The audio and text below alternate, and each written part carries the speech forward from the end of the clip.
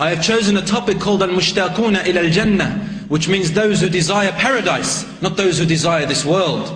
And I give you examples of the companions of the Prophet in a short while, and people who lived before us. Because Allah subhanahu wa ta'ala says in the Quran, أعوذ بالله من الشيطان الرجيم بسم الله الرحمن الرحيم والسابقون السابقون أولئك المقربون والسابقون السابقون أولئك المقربون في جنات النعيم ثلة من الأولين وقليل من الآخرين.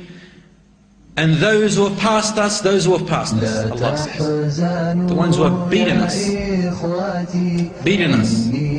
أولئك المقربون, they are the ones closer to Allah. Where? في جنات النعيم, in high places in Jannah, blessed. ثلة من الأولين, a large amount from the people before us. وقليل من الآخرين, and only a small amount of them still exist in the aftertime, meaning in our time. Who are the Sabiqun, brothers and sisters? From the time of Muhammad sallallahu alaihi wasallam, his companions and the ones after them. They are the Sabiqun. They have beaten us in two things. They are the Sabiqun, meaning they are before us. And they are the Sabiqun, meaning they have beaten us to paradise. And there is a small amount from this life, Allah says. There's only a minority that are still striving and working and desiring paradise and have left this world.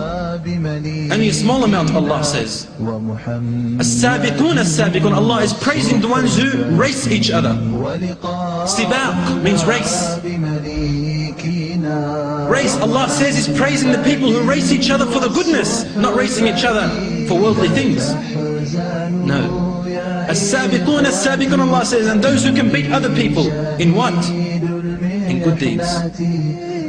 To beat each other to paradise, to beat each other in high places in paradise. No, a normal Muslim does not want just the first place in paradise. A mu'min wants to beat everyone and go to the Firdaus al-A'la. This is what the Prophet ﷺ said. He said, تَمَنَّوا وَاسْأَلُوا الْفِرْدَوْسَ الْأَعْلَى. When you ask Allah for Jannah, ask Him for the highest place, which is called Al-Firdaus. Just like that man, that prophet, who Allah does not mention his name in the Quran, in Surah Yasin.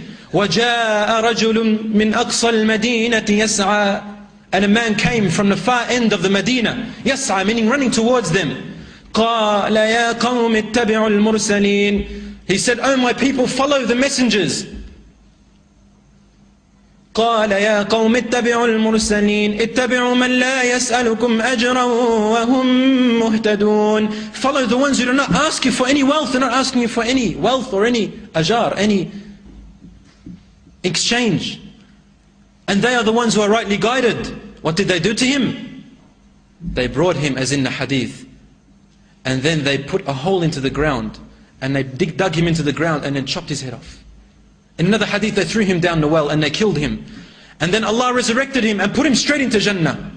And Allah says in the Quran, and then he replied by calling out, "Ya layta qawmi ya'lamun bima ghafara li rabbi wa ja'alani min al-mukramin." He called out and says, "Oh, woe if only my people had known how Allah has forgiven me and what kind of a blessing He has put me in. Jannah, Na'im, everlasting, everlasting luxury, everlasting freedom, everlasting bliss. If only my people knew where I have ended up." يا حسرة على العباد ما يأتيهم من رسول إلا كانوا به يستهزئون. Oh, great sorrow and sadness to the people, servants of Allah. There isn't a messenger that comes to them warning them and promising them except that they would mock him. And this is our state today. What about Imra'at Fir'aun, Pharaoh's wife? She also embraced Islam in secret. And when Pharaoh found out, he brought her, as in the Quran, وَامْرَأَةَ فِرْعَوْنَ, and the wife of Pharaoh. In the hadith it says, he brought her, and then he stripped her naked, and he hung her, to the ceiling from her breasts, and he began to torture her. He tortured her, and she began to cry. And Allah says in the Quran, وَمَرْيَمَ بْنَةَ عِمْرَانَ, وَمَرْيَمَ, he said, وَامْرَأَةَ فِرْعَوْنَ إذ قالت رب ابن لي عندك بيتا في الجنة ونجني من فرعون وعمله وَنَجِّنِي مِنَ الْقَوْمِ الظَّالِمِينَ. She said, oh my Lord, while she was being tortured, oh Allah, build for me a palace in Jannah and save me from Pharaoh and save me from the people who are oppressors. The hadith says, while she was being tortured, Allah showed her a palace inside of Jannah, and she began to laugh, and Pharaoh began to torture her even more, saying, what is making her laugh? Torture her more, isn't she feeling this? And she died laughing. Little did he know that Allah was showing her place, her palace in Jannah, which made her forget the pain. It was too overwhelming, and she died, seeing her palace, and she died, going into Jannah. وَالسَّابِقُونَ السَّابِقُونَ. Those who beat us, my dear brothers and sisters. فقد الزول الجميل أطلب الله لك جنانا واطلبه ظل ظليل يا لا لا لا يا لا لا لا والوعد جنة وحور والوعد جنة وحور والوعد جنة وحور